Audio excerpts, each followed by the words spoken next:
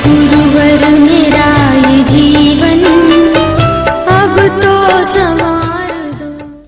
12 और जोड़ो, 72 में 12 जोड़ोगे कितना होगा? यही 84 का चक्कर है। नहीं तो 84 लाख योनियां तो जब होंगी तब होंगी, अब वही शरीर के भाव में भटकते रहोगे, यंत्र में भटकोगे। 84 का चक्कर आ गया सबको समझ में? ना आया हो तो हाथ उठा लेना, ज्यादा बुद्धिमान होगा तो ना समझ पाएगा, होगा तो फिर बता देंगे। तो ये 84 का चक्कर 24 घंटे घन चक्कर बनाए रखता है। तो आकाशवत प्रकाशमय रहनी किसको मिलती है? जिन यंत्री मन गगन मंडल में भाव जियारा। गगन मंडली शरीर मन बिल्कुल गायब, ओम का अनुष्ठान करते करते। यहां गपोड़ों का काम नहीं है, गप्पों का काम नहीं है, ये यथार्थ है, यथार्थ है। नहीं तो सोचो कि जो है इसी गप्पे दे दे के जो है, कई गपोड़ा होते हैं कहीं कि जंगल गए तो वहाँ एक महात्मा जी मिले और फिर उन्होंने ऐसा कर दिया तो भैया बिल्कुल अपन, ये गप्पों से कुछ नहीं होगा, करना पड़ेगा, अभ्यास करना पड़ेगा। अभ्यास के द्वारा ही उसको ग्रहित कर पाओगे। भगवान कृष्ण 12वें अध्याय में कहते हैं, अभ्यास योगेन ततो माम इच्छाप्तु धनंजय। मुझे पाने की, यंत्री को पाने की इच्छा करो। गुरु भगवान को पाने की जयकारा करते हो तो तुम विजय को प्राप्त होते हो। जिस पहले दुर्गम है ये शरीर, ये दुर्गा सप्तशती में कहते हैं, दुर्गा दुर्गार्तिर शमनी, दुर्ग पदवी निवारणी, दुर्ग मच्छिंदिनी, दुर्ग नाशिनी, दुर्गतोद्धारणी। ये शरीर और मन रूपी ये भयंकर दुर्ग है, दुर्गमनीय है। इस दुर्ग से पार निकलना बड़ा कठिन होता है, पर गुरु भगवान अगर ये शरीर रूपी यंत्र से पार निकलना बहुत कठिन होता है। और दुर्गा शब्द इसी का बना है कि जो दुर्ग का अतिक्रमण करे, दुर्गमनीय जो ये शरीर की आसक्ति अभिमान है, इससे ऊपर उठे, अतिक्रमण करे, इसका उच्छेद कर दे, इसका संशोधन कर दे। दुर्गा दुर्गार्तिर शमनी, ये दुर्ग की यातनाओं का, अहंकार अभिमान का क्या हो जाए? शमन। दुर्गतोद्धारणी, दुर्ग का उद्धार हो जाए। तो जब गुरु कृपा होती है तो इसका उद्धार, जो यंत्री मन गगन मंडल में भाव जियारा, जो यंत्री मन लाया। कहें कबीर जन भय विवेकी, कौन विवेकी हुआ? और उसके अंदर ये प्रक्रिया बनेगी। जिन यंत्री मन, विवेक भी किसको मिलेगा? जो यंत्री में अपनी गुरु सत्ता में मन को लाएगा। और गुरु कैसे हो? जो अपने स्वयं आत्मबोध में स्थित हो। जो आत्मबोध में स्थित न होगे, केवल कान फूकवाओगे और कान का मैल नहीं फूका तो मामला जहां का तहां हो गया। मधु कैटभ राक्षस राग द्वेष के तैयार रहेंगे। जो अभी आपको बताया, अविद्या के कारण शरीर में अपनी पहचान बनाता है और शरीर के अनुकूल जो चला उसमें आसक्ति करता है, प्रतिकूल हुए तो उनसे दोष दर्शन करता है, और फिर पूरा जीवन शरीर हमारा बना रहे, शरीर न जाए, ये अभिनिवेश क्लेश में जकड़ा रहता है। क्योंकि शरीर में ही अपनी पहचान बनाया, और इस जीवित रहते ही इससे मुक्त हो सकते हो। तो 7वें अध्याय की शुरुआत ही उन्होंने की, पहले 6वें अध्याय का आखिर, कर्मेभ्यश्च अधिको योगी ज्ञानीभ्यश्च मतो अधिक। तो ये कर्मी ज्ञानी तपस्वीभ्यो अधिको योगी तस्मात् योगी भवार्जुना। तो इसलिए तुम क्या हो जाओ? योगी बनो। और योगी कौन है? जो गुरु स्वरूप से युक्त है।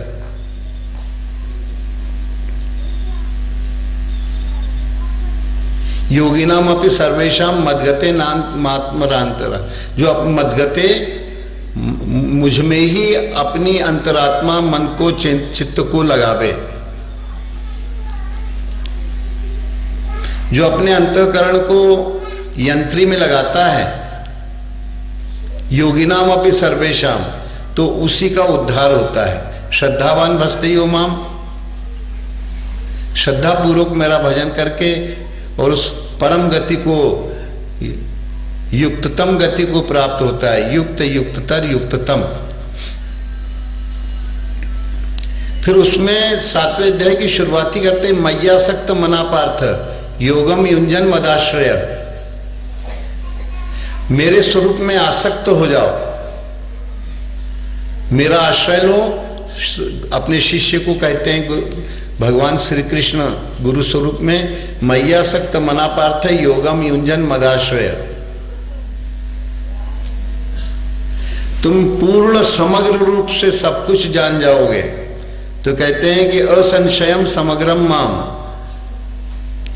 तो उससे क्या होगा, यथा ज्ञास्यसि तशृणु, हम तुझे बताते हैं तुम कैसे जानोगे। तो कहेंगे मनुष्याणाम हजारों में कोई एक जान पाता है, मनुष्याणाम सहस्रेषु कश्चिद यतति सिद्धे, जो यत्न करता है वो जान पाता है। यतताम अपि सिद्धानाम कश्चिन माम वेत्ति तत्वतः। अब चित्त तो एकाग्र हो गया, अब रिद्धि सिद्धि के जंगल में फंस जाता है।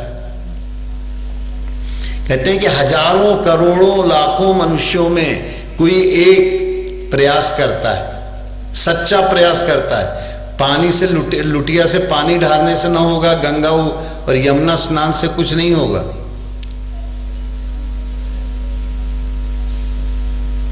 उसके लिए इस मन को ही डुबो देना पड़ेगा।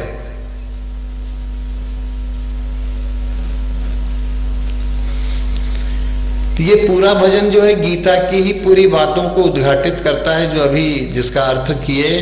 तो मय्यासक्त मना पार्थ योगम युंजन मदाश्रय असंशयम समग्रम माम, मुझे मेरे स्वरूप को, आत्मस्वरूप को अच्छी तरह से जान जाओगे, और वो मैं तेरे प्रति कहता हूँ। तो कहेंगे अष्टधा ये मूल, पहले तो कोई प्रयास नहीं करता, प्रयास करे तो उन हजारों में कोई मन को पका ले, सिद्ध कर ले, एकाग्रता आ जाए। पर अभी निरोध नहीं हुआ है। एकाग्रता होना अलग बात, और मन की वृत्तियों का निरोध हो जाए पूरी तरह से, वो निरोध अवस्था और आगे की है, चित्त वृत्ति निरोध।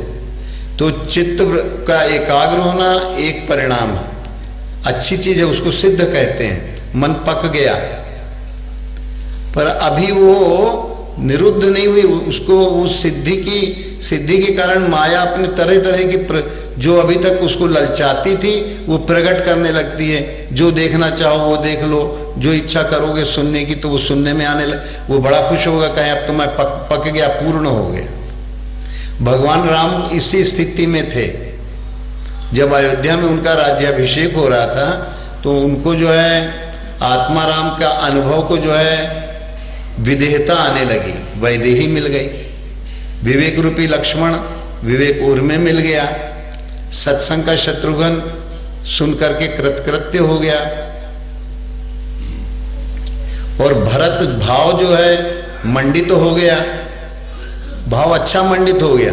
तो ऐसा लगा कि बिल्कुल एकाग्र चित्त हो गया।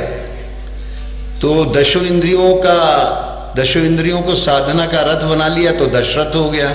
कहीं अब तो हम परफेक्ट हो गए, ऐसा दशरथ को अनुमान है कि राम पूरा परिपूर्ण हो चुका है, अब इसको जो है राजपाट संभाल लेना चाहिए।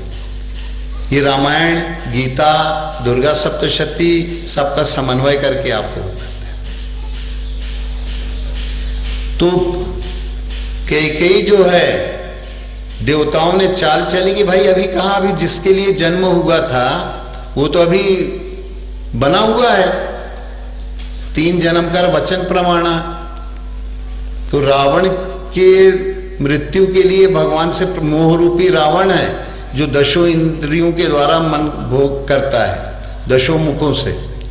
तो दशानन है, दशमुख है, दशों इंद्रियों से अपने अपने विषयों का भोग करता है। और उसके कारण सारे देवी देवता ऋषि मुनि दुखी हो गए, तो पुकार किए। तो उन्होंने कहा चिंता मत करो, हम अयोध्या में दशरथ और कौशल्या की यहाँ जन्म लेंगे। तो जैसी हनुमान जी सुने कि कौशलेश दशरथ के जाए, हम प्रभु वचन मानी वन आए, अरे कहें वो ब्रह्मा जी ने यही तो कहा था कि दशरथ कौशल, तो कहने लगे काय भगवान तुम हम ही से चतुराई करत हो, एक से मैं, एक परमात्मा से मैं मंद हूँ, एक मैं मंद मोहवश। क्यों मोह मुझे क्यों जागा? एक परमात्मा से मैं मंद हूँ, मने उस तरफ मेरी वृत्ति अभी स्थिर नहीं हो पा रही थी। एक मैं मंद, मेरा मैं जो है ये जड़ता से जोड़ रहा था। एक मैं मंद मोहवश और कुटिल हृदय अज्ञान, हृदय कुटिल, बुद्धि कुटिल। तो हम आपके सामने ये नाटकबाजी कर रहे थे। और जहां उन्होंने सुना कि ये तो ब्रह्मा की वाणी फैल गई थी, सब जगह वायरल हो गई थी कि दशरथ कौशल्या के यहाँ भगवान का अवतरण बने, जहां दशो इंद्रियां साधना का रथ बनेंगी और कर्म करने में, चिंतन करने में कुशलता आ जाएगी, उसी के अंदर भगवान प्रकट होते हैं। ये चिंतन कर्म जिसके अंदर कुशलता पूर्वक संचालित होने लगता है गुरु भगवान की कृपा से, और दशो इंद्रियां साधना का रथ बन जाती हैं। कान ओम का शब्द सुने, उसी का स्पर्श अंदर हो, उसी के अर्थ रूप अपने गुरु स्वरूप का स्वरूप आने लगे, और वो जीभ में रस बनने लगे जो अभी आपको करवाए थे दाहिने कान में सुनने से। और श्वास जो है परमात्मा के पवित्र नाम उसमें श्वास में वास करने लगा। तो ये दशो इंद्रियां कर्तव्य, अपनी गति, अपना त्यागन स्थूल और सूक्ष्म, और वाणी पूरी तरह से जो है सब परमात्मा अब साधना के अर्थ में घटित होने लगी। तो यही दशरथ है। और साधना में कुशलता आने लगी तो कर्म की ये कुशलता हो गई, राम भगति। तो ये कौशल्या कुशलता है। योग कर्मसु कौशलम, कर्म की कुशलता जो भगवान से जोड़ने वाली, युक्त करने वाली है, वो कौशल्या है। और जिसके अंदर ये दोनों होंगे वहां पर भगवान आत्मा का आत्माराम अनुभव रूप में प्रकट होंगे। राम न कह के आत्माराम जोड़ो, आत्माराम का अनुभव होने लगेगा तो परिपूर्ण मानने लगे। रिद्धि सिद्धि अयोध्या में कहते हैं जब विवाह हो गया तो भुवन चतुर्दश भूधर भारी, सुकृत मेघ वर्षई बर भारी, रिद्धि सिद्धि संपत्ति नदी सुहाई, उमगी अवधि अम्बुध पही। तो रिद्धियां सिद्धियां पर्याप्त मात्रा में, प्रचुर मात्रा में बरसने लगी, चित्त एकाग्र हो गया। कहीं अभी बैठा हुआ है रावण, ये मन की एकाग्रता काम नहीं देगी। अभी रावण को स्नेह रूपी वन में तुलसी सुभग स्नेह वन सी रघुवीर विहार, तुलसी सुभग स्नेह रूपी वन, स्नेह सिक्त हो जाओ। अभी ये रिद्धि सिद्धि के जाल में मत फंसो। तो अयोध्या कांड की ही शुरुआत होने की, रिद्धि सिद्धि संपत्ति नदी उमगी अवधि अम्बुध पही।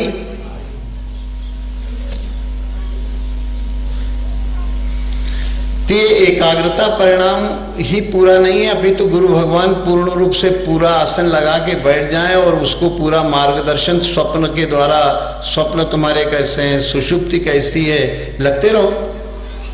तो कहेंगे जब मुझ में आसक्त हो जाओगे तो क्या होगा? मैं पृथ्वी का रस मैं बन जाऊंगा, मैंने रसस्वरूप हो जाऊंगा। प्रभास्मी शशि सूर्य हो, सूर्य चंद्र माने ये मन रूपी चंद्रमा का प्रकाश, और ये सब जो है ये मेरे ही स्वरूप से प्रकट हो रहा है, इनका कोई प्रकाश नहीं है। प्रणव सर्व वेदेषु, अब पहली बार जो है गीता में 7वें अध्याय में ओम को बताया कि सारे वेद जो जानकारियां उसमें ओम रूप से मैं प्रतिष्ठित हूं। शब्द के पौरुषम नरशु। तो इस तरह से पहली बार गीता के 7वें अध्याय में, और इसी में 4 तरह के भक्त बताए गए। चतुर्विधा भजन्ते माम जना सुकृति नोर्जुना, 4 तरह के भक्त मेरा भजन करते हैं। आर्तो जिज्ञासु अर्थार्थी ज्ञानी च। तो आर्त कौन है? जिसको संसार दुख रूप इस क्रिया के कारण अनुभव होने लगा। संसार में आज तक किसी को सुख मिला नहीं, तो वो आर्त है, दुखी है, जिज्ञासु है, तो आर्त हो रहा कहीं सुख है या नहीं, तो कोई सदगुरु मिल गए जो संसार को दुख रूप जानने लगता है। तो गूढ़ ही तत्व न साधु दुरावही आरत, जब अधिकारी कोई आर्त अधिकारी मिल जाता है तो उसको अपना गुप्त ज्ञान प्रकट कर देते हैं। तो पहला जो है आर्त होना जरूरी है। आरत जहां अधिकारी गूढ़ ही तत्व, गुप्त तत्व को छिपाते नहीं है गुरु भगवान। अधिकारी होगा, आर्त होगा, उसका आर्त होना जरूरी है, तो उसको सुख की जिज्ञासा प्रकट होती है कि सुख भी है कहीं। तो उसको जो है ये बताया जाता है कि इसके चक्र में मत पड़ो, या यंत्र को भगवान की साधना का यंत्र बना दो। यंत्री यंत्र अनुपमेय सामान्य जो जीवन है उसमें तो साधारण रहता है, उसकी उपमा किसी से दे सकते हो, पर जो जीवन भगवान के चिंतन में बीतने लगता है क्रमशः शनय शनय, तो वो अनुपम यंत्र बन जाता है, साधना का स्वरूप बन जाता है, जिसकी कोई उपमा संसारिक उपमाओं से नहीं दी जा सकती है। तो पहली शर्त है आपको जो है सब कुछ दुख रूप लगे, तो सुख स्वरूप भगवान अर्थ रूप में आपके अंदर प्रकाशित हो जाएंगे। और ज्ञानी को कहना ही क्या, वो अति अर्थ में भगवान को प्रिय है।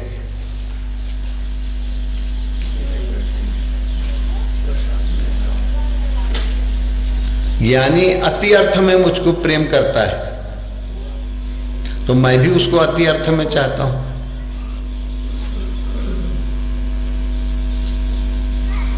प्रियो ही ज्ञानिनो मत्यर्थ अहम सचम अप्रिय।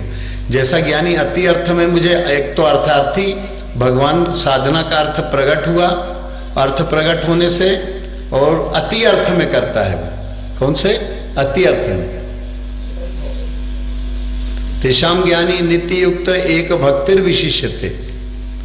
और फिर 4 तरह के उन्होंने नराधम भी बताए, जो साधना का ये 4 जो पुण्यात्मा होते हैं, वो संसार को दुख रूप अपने आप अनुभव होने लगता है। कहीं जहां जाओ वहीं दुख ही दुख सुनने को मिलता है, सुख तो कहीं है नहीं।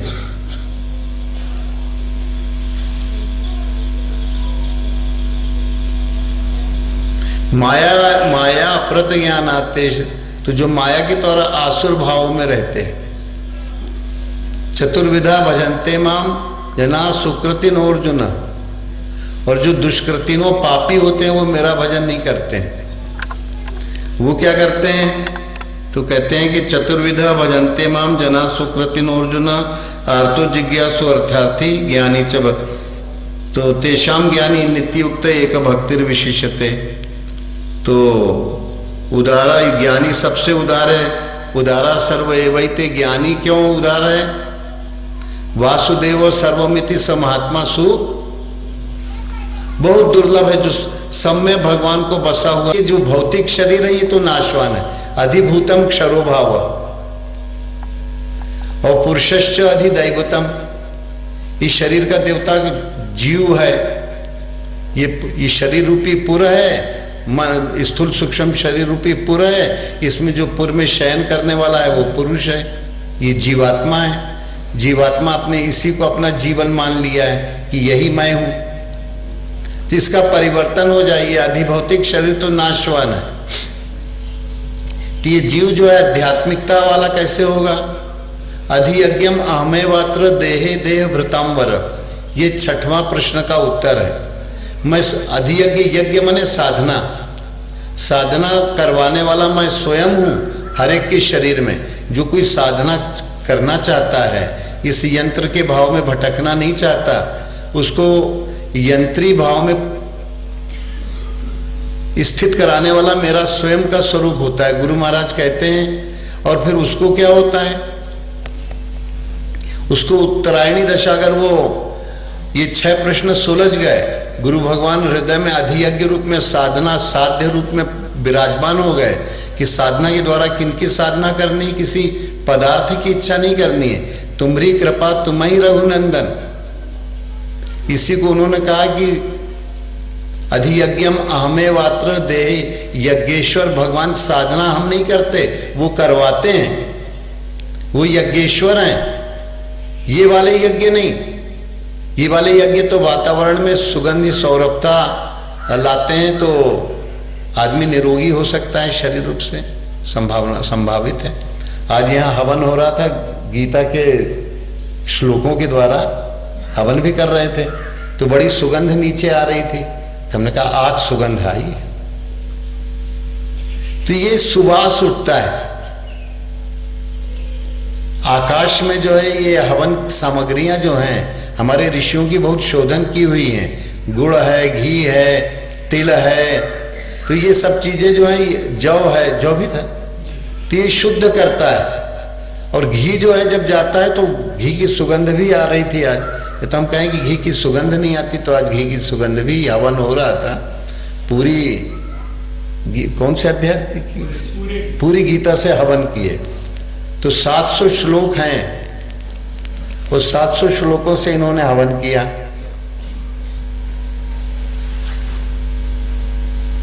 तो ये 14वां अध्याय जब कर रहे थे उसी समय से सुगंध आना चालू हो गई थी। ये 14 भुवन एक पति सोई, तो संयोग से 14वां अध्याय इन लोगों का चल रहा था। तो तब तक इतना हवन हो चुका था कि वो वायु जो है संसरित होके, और जहां सामने बैठते हैं वहां पर हमने कहा आज सुगंध आई है। जो 14 भुवनों में एक पति है, एक स्वामी है, उसके प्रति जो है ये हवन हो रहा था। निस्त्रे गुण्यो भावार्जुनो, गुणातीत, 14वां अध्याय गुणातीत होना बताता है।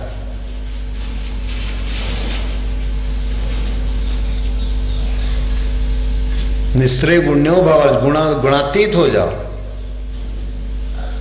तो 8वें अध्याय की प्रश्न है, तो उसमें कहते हैं कि भाई इसका समाधान और आगे बताते हैं कि यम यम वापि सोनन भाव त्यज तंते कलेवरम, तो सदा जो है तम तमेवेति कौन्तेय सदा तद्भाव भाविता।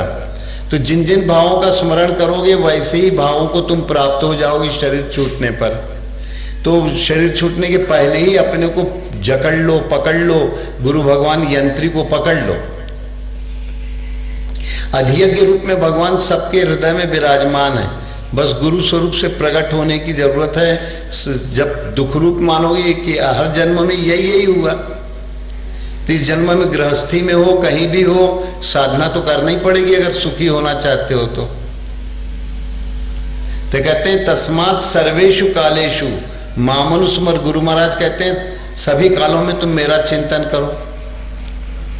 इससे क्या होगा भाई?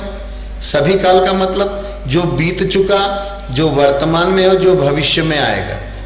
ये नहीं कि भविष्य की चिंता करो कि भगवान आप ही हमारे कर्णधार हो, जो होगा आपके तो स्वरूप में चिंतन में यंत्री आ जाए तो कहे भगवान आप पार लगाओगे, आप ही हमारे भविष्य हो। जो भूतकाल के तमाम नाना संकल्प चित्र आयोजन बनते हैं उनको भी गुरु भगवान आप ही सब में हो। अब हम नाना पदार्थों में क्यों भटके, नाना रूपों में, नाना नामों में क्यों भटके? आपका एक नाम मिल पकड़ में आ गया बड़े भाग्य से, और आपका स्वरूप पकड़ में आ गया, तो अब भटकाव खत्म।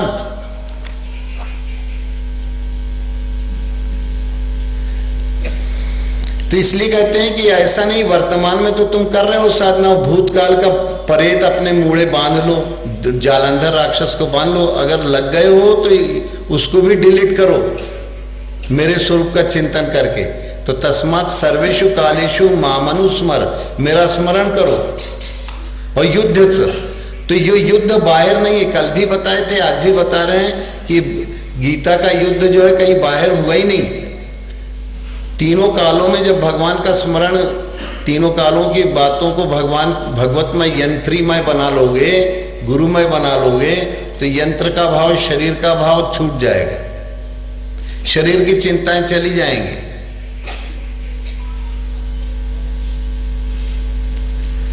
तस्मात् सर्वेषु कालेषु मामनुस्मर, मेरा स्मरण करो।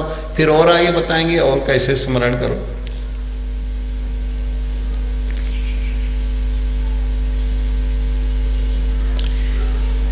तो कहते हैं कि मय्यर्पित मनोबुद्धिर, बुद्धि का हर निश्चय मेरे प्रति समर्पित हो, बुद्धि मन का हर संकल्प मेरे प्रति समर्पित हो। मय्यर्पित मनोबुद्धिर मामे वैश्यस्य संशय, निसंशय रूप में तुम मेरे ही स्वरूप को प्राप्त होगे। यंत्री बन जाओगे, यंत्र नहीं रहोगे फिर आगे चल के। भगवान का यंत्र पहले बनना पड़ेगा।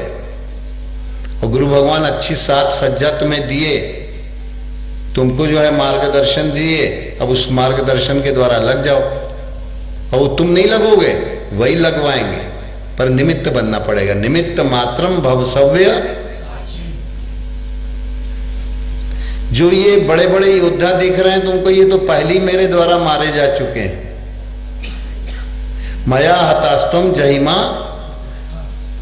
मेरे द्वारा ये सब मारे गए, तुम घबराओ मत।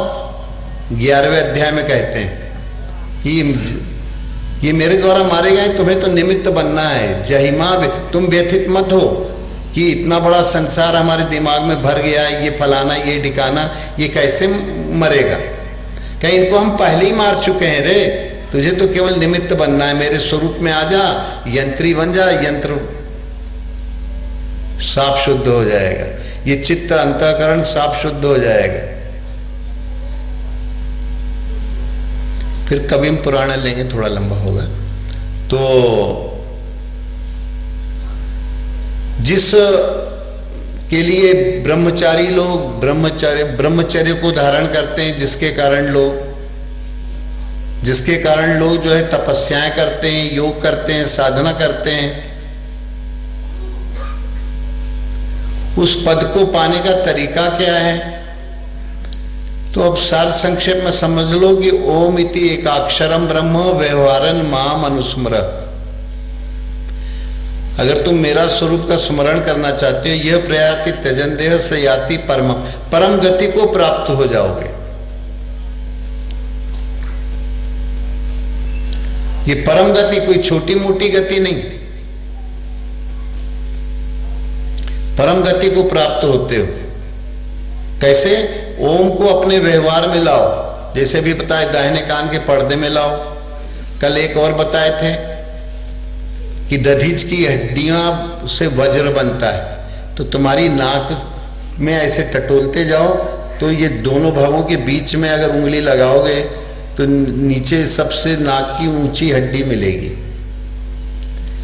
और यही दधीच, नाक की नोक तो ढुलमुल है, और ये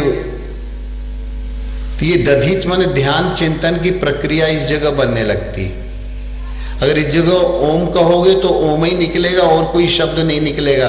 सबको वहां का ऋषि देवता जो है वो बाहर कर देता है। प्रयास करके देखो, इस हड्डी के नीचे जो सबसे ऊंची हड्डी है यही है नासिकाग्र। वास्तव में संप्रेक्ष नासिकाग्रम स्व दिशा नवलोकयन, ये मांसल हिस्सा नाक की नोक नहीं है। इस जगह तुम देख भी सकते हो अपनी आंख खोल के। यही शांभवी मुद्रा बन जाती है। तो जिसको ये उत्तरायणी दशा मिल गई, अपने ओम शब्द मिल गया जिसको आंतरिक रूप से जप करने का, तो इस जगह ओम ही शब्द जप पाओगे। राम श्याम शिव अल्लाह टल्ला अल्लाह और कोई बुद्धा महावीरा, ये कोई शब्द वहां प्रवेश नहीं करेगा। कोई भी अनुभव करके देख सकते। जीभ लगा के करो तो और अच्छे ढंग से समझ में आएगा। ओम ओम कहोगे तो श्वास आएगी जाएगी, और कोई नाम लोगे तो श्वास रुंध जाएगी। परीक्षण करके खुद ही देख लो। हमारी जो हम कह रहे हैं उसको स्वयं परीक्षण करो, कसौटी पे कसो, और केवल सुनते हुए सुन्न मत हो जाओ। कसौटी पर कस के देखो।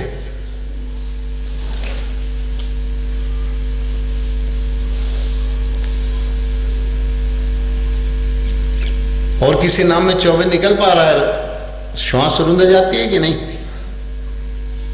और किसी को, सभी लोगों को यह अनुभव होगा। यही अनुभव है।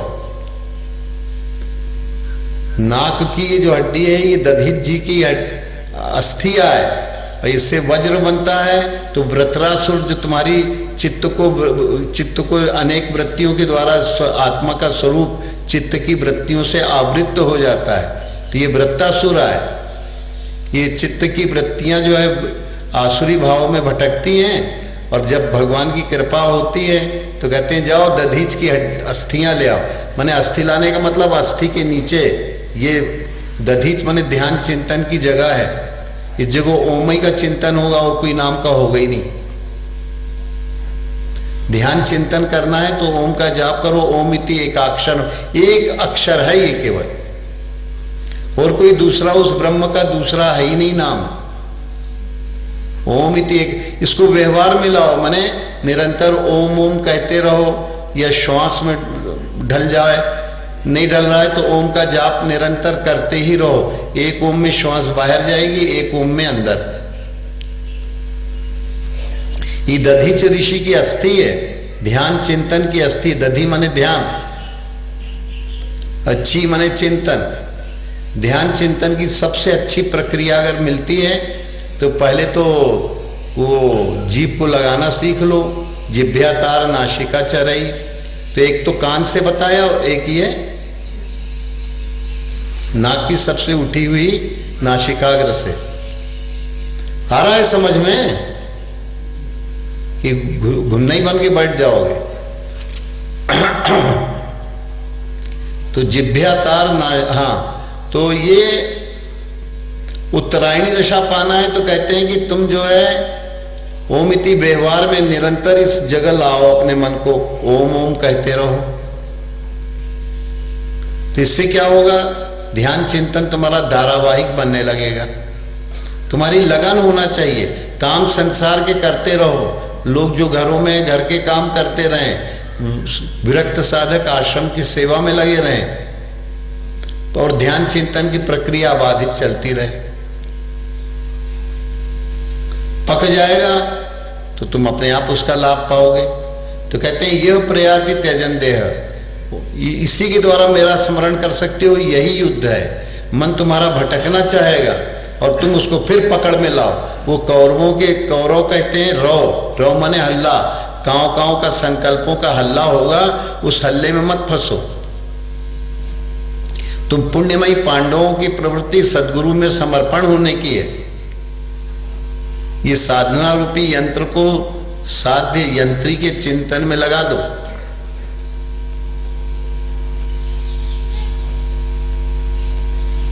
जिसने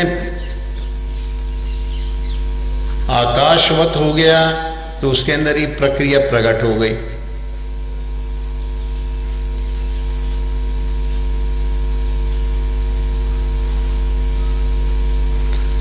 आकाश में प्रकाश किसको होगा, जो यंत्री मन लाया, जो सदगुरु से जुड़ा हुआ है, उसी के अंदर वो प्रकाश प्रकट होता है।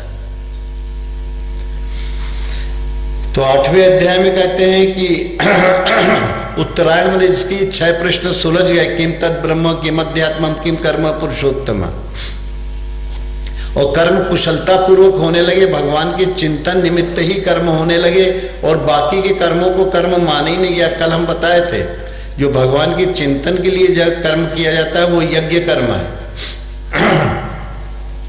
यज्ञार्थात कर्मणो अन्यत्र लोको अयम कर्म, वो बंधनकारी कर्म है। जगत गति में बांधता है, छूटने की जगह और फंसते जाते हो। तो जो उत्तरायणी, जो इस तरह यह प्रयाति त्यजन देह से याति परमाम गतिम, उसको उत्तरायणी दशा मिल जाती है, फिर वो लौट के नहीं आता है। यह प्रयाति त्यजन देहम, शरीर भाव छूटता है। ये नहीं कि शरीर बाद में छूटेगा, यहीं पर शरीर और मन का भाव छूटने लगता है, वो परम गति को प्राप्त हो जाता है। तो उसको उत्तरायणी दशा मिल जाती है। यद गत्वा न निवर्तन्ते तद धाम, वही मेरा धाम है जहां से फिर लौटना नहीं पड़ता। यद गत्वा न निवर्तन्ते, वही उत्तरायणी दशा है। और जो मरते मरते मन के संकल्पों को छू करके, मन रूपी चंद्रमा को छू के, और फिर मन के संकल्पों के कारण वो फिर लौटना पड़ता है, वो दक्षिणायनी दशा है। एक उत्तरायणी और एक, और फिर 9वां अध्याय जो है वो भी 7वें अध्याय से मिलता ही जुलता है। उसमें भी ओम का वर्णन किया गया है। वेद्यम पवित्र मोकार ऋक्साम यजुरेवच।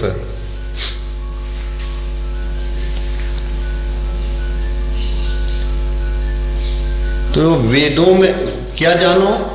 पवित्र ओमकार को जानो। सारे वेद पुराण शास्त्रों में केवल ओम की महिमा है। जो नाना तरह के नाम है उनमें कोई तत्व नहीं है। ओम इति एक तो कहा वेद्यम पवित्र मोकार ऋक्साम यजुरेवच।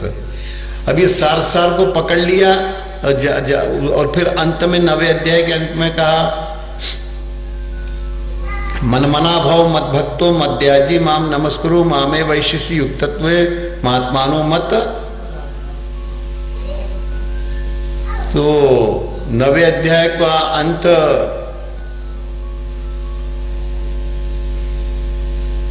मुझ में मन के संकल्प लगाने वाले हो, मनमना भव, तुम मेरा भक्त हो, तुम मेरा ही उपासना चिंतन करने वाला हो, मध्याजी, और तुम मुझी को नमस्कार करने वाला हो, तो तुम मुझको ही प्राप्त होगे और कहीं भटकोगे नहीं।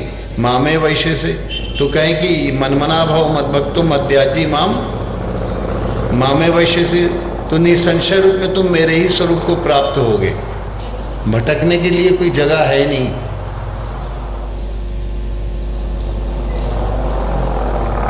कितना बज गया मोबाइल में? हाँ 35। तो चलो अब 9वां अध्याय 10वें अध्याय में भी ओम को कैसे कहा गया है? गिरा मस्सेक मक्षरम, वाणी में मैं केवल एक अक्षर ओम जो है वही हूं। गिरामी तो संक्षेप में दिया 10वें अध्याय में। फिर 11वें अध्याय में अर्जुन के द्वारा गुरु महाराज के प्रति स्वयं कहा गया परब्रह्म परम धाम पवित्रम परमं भवान। परब्रह्म परम धाम पवित्रम परमं भवान। पुरुषं शाश्वतं दिव्यम आदिदेवमजं विभुम। पुरुषं शाश्वतं दिव्यम आदिदेवमहं विभुम। तो कहने लगे कि आदिदेव भगवान आप ही परब्रह्म है। अभी तक तो श्री कृष्ण स्वयं अपने स्वरूप की महिमा का वर्णन कर रहे थे साधक के प्रति, फिर उत्तम पुरुष के रूप में यहाँ साधक जो है उसके अंदर प्रबोध जागृत होता गया। वो कहता है कि भगवान आप ही परब्रह्म हो, हम जान गए परब्रह्म, और सबसे बड़ा घर आप ही हो, तवन घर चेता हूँ रे मोरे भाई। आपके स्वरूप के प्रति ही हमारे चित्त में जागृति होना चाहिए। आप ही परम धाम हो हमारे, आप ही परब्रह्म हो, परब्रह्म परम धाम पवित्रम, आप परम पवित्र हो भगवान। आपसे बढ़कर पवित्र करने वाला कोई नहीं है। गंगा जमुना नर्मदा ये जितने हैं ये पवित्र तुम्हारे चित्त को नहीं करेंगे। समदर्शी कोई तत्वदर्शी महापुरुष है उसके स्वरूप चिंतन में लग जाओ। तो वो गुरु महाराज को कहता है कि आप ही जो है परब्रह्म हो, परम धाम हो, पवित्रम परमम भवान। उस काल में शिशुपाल भी था, वो 100 गाली देता था। शिशुपाल माने कम बुद्धि वाला था, शिशु बालकपना था उसके अंदर, और बुद्धि विकसित नहीं हो पा रही थी। उसी को वो पालन कर रहा था, शिशु बुद्धि को, उसी की मैं शरीर हूँ, मेरे जैसा कोई नहीं है, ये बाल बुद्धि है। दंत वक्र, जिसके टेढ़े दांत हैं, सीधे दांत से भोजन नहीं करता है, टेढ़े दांत से उल्टे ही भोजन करता है। जो भोजन नहीं करना है उसको, तो ये दंत वक्र और शिशुपाल ये भगवान के अपने समय के विरोधी भी थे बहुत भारी। और उन्हीं भगवान के प्रति अर्जुन कहता है आप परब्रह्म है, परम धाम पवित्रम परमम भवान। पुरुषम शाश्वतम दिव्यम, आप ही सनातन शाश्वत पुरुष हैं। पुरुषम शाश्वतम दिव्यम, आदिदेव आप ही हैं। आप अजन्मा है क्योंकि आप प्रकट होते हैं साधक की भावना में। जब तीव्रता होती है तब आप प्रकट होते हैं, जब तीव्रता नहीं है तो कैसे होंगे।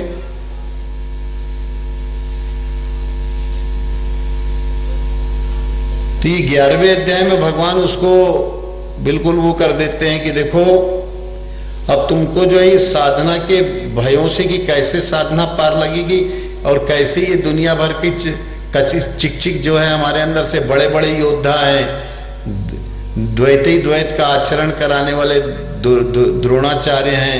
ये जयद्रथ जय के जो रथ है उस वो जिससे हमें जय पाना है उसमें वो बाधा डालने वाला है। द्रोणाचार्य हैं, भीष्म हैं, परम ज्ञानी, सब कुछ ज्ञान होते हुए और कहते हैं कि हम लड़ेंगे तो कौरवों की तरफ से, अन्न जल खाएं। माने भ्रम रूपी भीष्म है जो घूम के चारों तरफ से कहेगा सब कुछ, मानेगा सब कुछ, पर कहेगा रही बात खूंटा तो हमारा वहीं गड़ेगा। हम लड़ेंगे तो उन्हीं की तरफ से लड़ेंगे। तो 12वां अध्याय आते हैं, 11वां अध्याय लगभग इतने में ही हो गया क्योंकि आगे समय ज्यादा हो रहा है। तो 12वें अध्याय में भगवान कहते हैं देखो जो मैं शुद्ध हूं, बुद्ध हूं, चेतन हूं, अजन्मा हूं, अविनाशी हूं, अव्यक्ता ही गतिर दुख देहबद्भिर वाप्यते।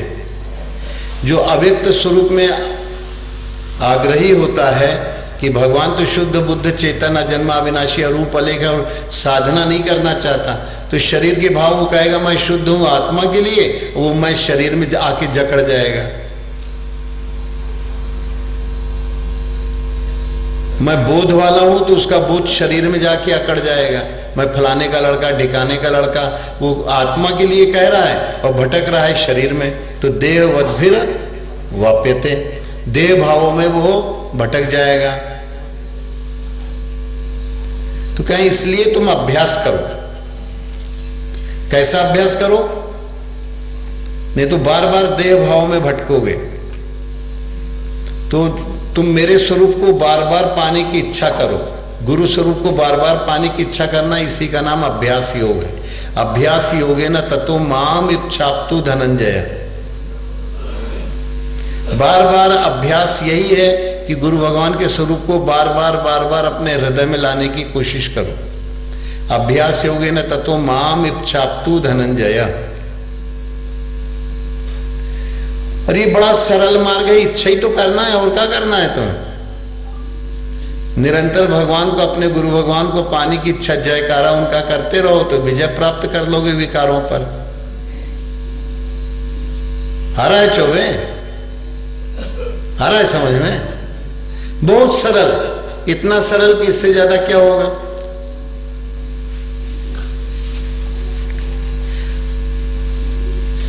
श्रेयोई ज्ञानम अभ्यासात ज्ञानात ध्यानम, फिर आखिर तरफ कहते हैं ज्ञानात ध्यानम विशिष्यते, ध्यानात कर्म फल त्याग, त्यागात शांति। तो अभ्यास करते करते फिर विवेक जागृत हो जाए तुम्हारे अंदर कि ये नित्य स्वरूप परमात्मा है। पहले इच्छा कर रहा था, केवल इच्छा करते करते इच्छा राख के मोक्ष की ताई शिष्य पहचान।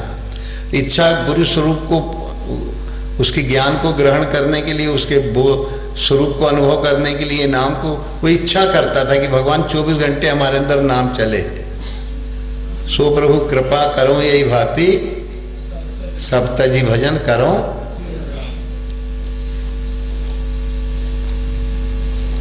तो दिन रात उसका भजन धारावाहिक चलने लगे। इच्छा करना है केवल।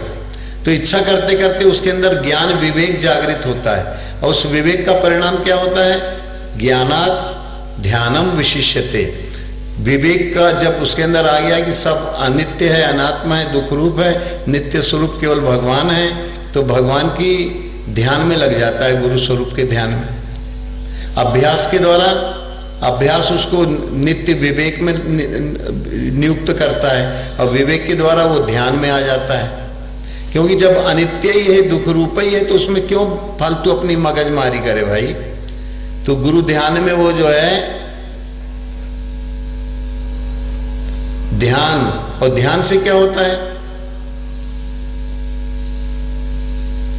ध्यानात कर्म फल त्यागम। कर्म करेगा पर फल की इच्छा कोई नहीं करता कि ऐसा हो जाए वैसा हो जाए। ध्यान के द्वारा त्याग उसके अंदर तैयार हो जाता है। कर्म इतना कुशलता पूर्वक चलने लगता है। कुशल कर्म वही कहलाते हैं जिसमें कभी भी कर्म तो हो रहा है पर कभी भी फल की इच्छा नहीं।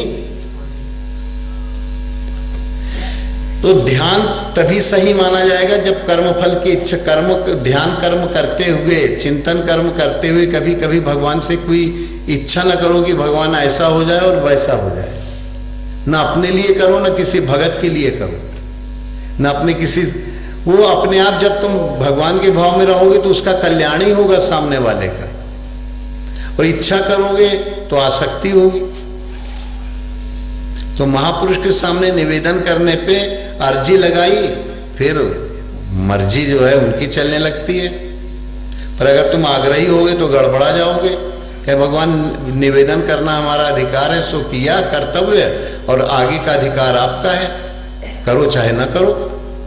तो भगवान अपने उसको जो उचित होगा उस तरफ लगवा देंगे, वैसा ही होगा जो उचित होगा। तो ध्यानात् कर्म फल त्यागम, कर्मफल का त्याग हो गया। कर्मफल माने कर्म, चिंतन कर्म, भगवान की भक्ति करते हुए कोई इच्छा नहीं कर रहा है। मनते सकल वासना भागी, केवल आत्मा राम चरण रति। तो ध्यानात् कर्म फल त्यागम, त्यागात शांति, ऐसी शांति आने लगती है, मन शांत, चित्त की वृत्तियों का निरोध हो जाता है कि उस शांति के आगे कोई दूसरा तत्व बसता नहीं। तो शुरुआत इच्छा करने से हुई, इससे नित्य विवेक मिला, नित्य विवेक से उसको ध्यान मिलने लगा, ध्यान से उसको, और हम ये आज 12वां अध्याय है ये, तो आज 7वें से 12वें तक 6 अध्याय आज लिए, कल 13 से 18 तक है। वही एक ओम का कर्म बताया कि और कब चिंतन कर्म करना है, वो कर्म को फिर बताया क्या कर्म करना है। कहे मैया सक्त मेरे स्वरूप में आसक्ति करो, मेरा आश्रय लेकर के, और ओम का जाप करो। ये युद्ध है, 24 घंटे का युद्ध है।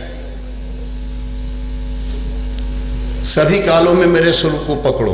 तो इस शुभ कामनाओं के साथ कि आप सभी लोग भगवान को पाने की इच्छा से शुरुआत करेंगे और परम शांति को प्राप्त होंगे।